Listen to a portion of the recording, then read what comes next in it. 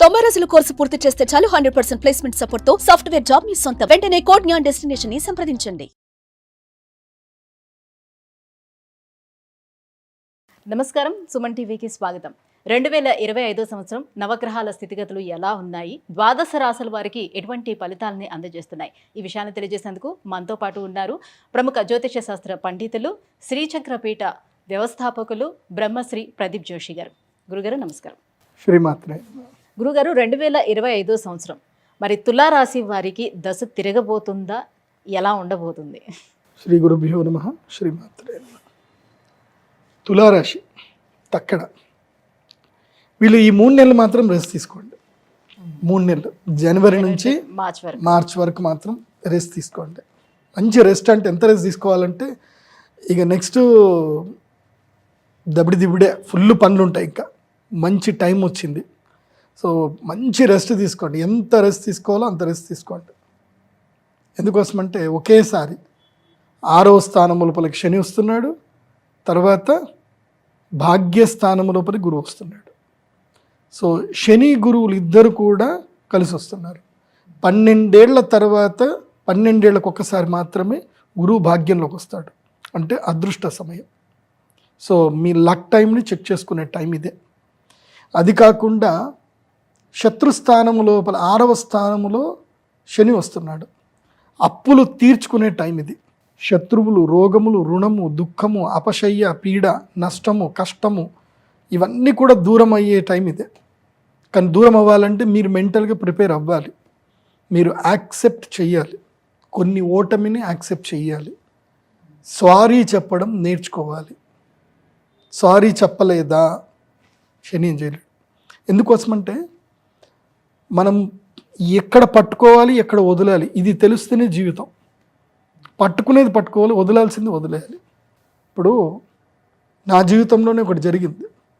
మేము ఒక చోట నేను వదిలేసుకోవాల్సి వచ్చింది. నేను ఏది ఒక భూమి అమ్మాలి. ఆ భూమి అమ్మాలంటే మా పాలి వాళ్ళు ఎవరైతే ఉంటారో వాళ్ళకి నేను డబ్బులు ఇవ్వాల్సిందే. వాళ్ళు 25 లక్షలు డిమాండ్ చేశారు, వాళ్ళకి ఇవ్వాల్సిందే. నేను ఇవ్వకుండా కోర్టుకు వెళ్తే నేను గెలవచ్చు, నా దగ్గర ఉంది, నేను గెలవగలుగుతాను. కానీ నేను గెలవడానికి నాకు 8 ఏళ్ళు టైం పడుతుంది. సివిల్ కేసు కదా, 8 ఏళ్ళు పడుతుంది. ఆ 8 ఏళ్ళకి నేను 25 లక్షలు నేను 8 ఏళ్ళు క్యాలిక్యులేషన్ చేసుకుంటే నేను ఆ రైట్ టైంలో కనుక దాన్ని వదిలేసుకొని నాకు వచ్చిన డబ్బుతో నేను బయటపడితే, నాకు అప్పుడే తెలుసు, నాకు మా నాన్న చెప్పాడు, అది వదులుకొని నేను బయటపడితే నేను నెలకి 25 లక్షలు సంపాదిస్తాను అని నాకు తెలుసు. కాబట్టి నేను వదిలేసుకున్న 25 లక్షలు, వచ్చి తీసుకొని పో, నీది కాకపోయినా తీసుకొని పో, నేను వదిలేస్తున్నా అని చెప్పి వదిలేసుకున్నా. బయటపడ్డా, నెలకి 25 లక్షలు సంపాదించే స్థాయికి వచ్చా.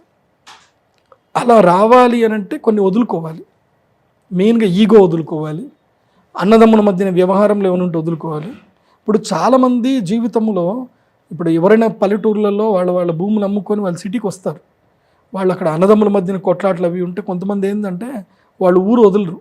ఆ ఊర్లో కావాలంటే పొలం నాకు ఇచ్చేసి నేనే ఉంచుకుంటా, నీకు డబ్బులు ఇస్తా పో, ఊరు నుంచి వెళ్ళిపోమంటారు. కానీ అట్లా ఊరు వదిలి సిటీకి వచ్చి హైదరాబాద్లో ల్యాండ్లు కొనుక్కొని కోటీశ్వర్లు అయిన వాళ్ళు ఉన్నారు. ఇప్పుడు పల్లెటూర్లలో ఉన్న వాళ్ళు అట్లాగే ఉన్నారు, కానీ ఇక్కడ కోటీశ్వర్లు అయ్యారు. సో పట్టింపులు, చాదస్తాలు పట్టించుకున్న వాళ్ళు అట్లాగే ఉంటారు. పట్టింపులు, చాదస్తం ఏది లేదు. సమాజంతో మోడరేషన్గా ముందుకెళ్ళడం వాడే సక్సెస్ అవుతాడు. So it's time to change. Mentality change అవ్వాలి, వే ఆఫ్ థింకింగ్ చేంజ్ అవ్వాలి, వే ఆఫ్ పర్సెప్షన్ చేంజ్ అవ్వాలి. ఇది బాగా గుర్తుపెట్టుకోండి.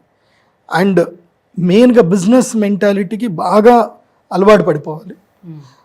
ఎంత హంబుల్గా మీరు బిహేవ్ చేస్తే మీ జీవితంలో ఈ 2.5 సంవత్సరాలు, చిన్న పిల్లాడినైనా సరే మర్యాద ఇచ్చి మాట్లాడండి. తగ్గిపోండి, పూర్తిగా తగ్గిపోండి, మర్యాద ఇచ్చి మాట్లాడండి. మీ జీవితంలో అలా అన్నీ కలిసి వస్తాయి. నేను ఇది అనుభవపూర్వకంగా చెప్తాను, మామూలుగా చెప్పట్లే. మీరు అన్ని రాశి ఫలాలు మొత్తం అని చూడండి, ఇది తులారాశి వాళ్ళకి పట్టును పడుతుంది. చూడండి, హంబుల్గా వెళ్ళండి, ప్రేమగా మాట్లాడండి, అందరికీ చేతులు నమస్కరించి మాట్లాడండి, ప్రేమతోటి గెలుచుకోండి, అందరినీ ప్రేమతోటి గెలుచుకోండి. అలా గెలుచుకుంటే ఇది మీ టైం. ఈగోకి పోయారా, అహంకారానికి పోయారా, ఈ అదృష్టం మీకు కలిసి రాదు. ఈ సంవత్సరం మొత్తం మీరు అన్ని అదృష్టం, ఈగో అన్నీ వదిలేసుకోవాలి. ప్రేమ, ఎవరు కనపడ్డా అందరితో ప్రేమ కనపడాలి. నీ ఫ్రెండ్ కనపడ్డా, నీ శత్రువు కనపడ్డా వాడితో వెళ్ళి ఒక సెల్ఫీ దిగిరా, నీ శత్రువుకి వెళ్ళి స్వీట్ పెట్టు, సెటిల్ చేసుకో. Settlement, it's time to settlement. ఇప్పుడు సెటిల్ చేసుకుంటే అదృష్టం వస్తుంది. ఇప్పుడు సెటిల్ చేసుకొని వదలలేదా ఇంకా అదృష్టము రాదు. ఈ జీవితాంతం కోర్టు కేసు చుట్టూ తిరుగుతూనే ఉండాలి, గుర్తుపెట్టుకోండి.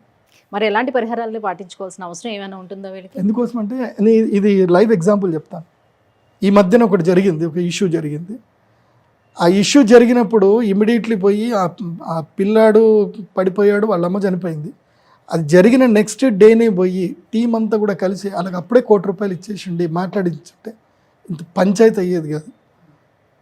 దాన్ని శనికి పెద్ద చేసి పెట్టుకున్నారు. పవన్ కళ్యాణ్ కూడా అదే చెప్పాడు కదా, పెద్ద చేసి పెట్టుకున్నారు. ఏమైంది?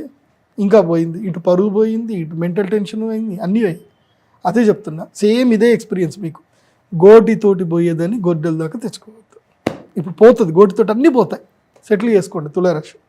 సో మీకు పరిహారాలు ఏమిటంటే కనుక, ఎస్, మీకు వసంత పంచమి, అక్షయ తృతీయ, ఇవి 2 అదృష్ట యోగ సమయాలు.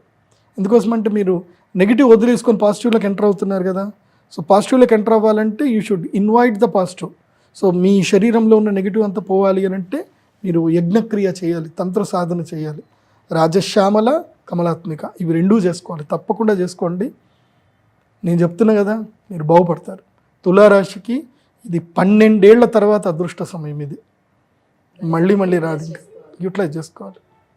గురుగారు, ఈ 2025 సంవత్సరం తులారాశి వారికి ఎలా ఉండబోతుందని వివరాలు తెలియజేసినందుకు ధన్యవాదాలండి. శ్రీమాత్రే.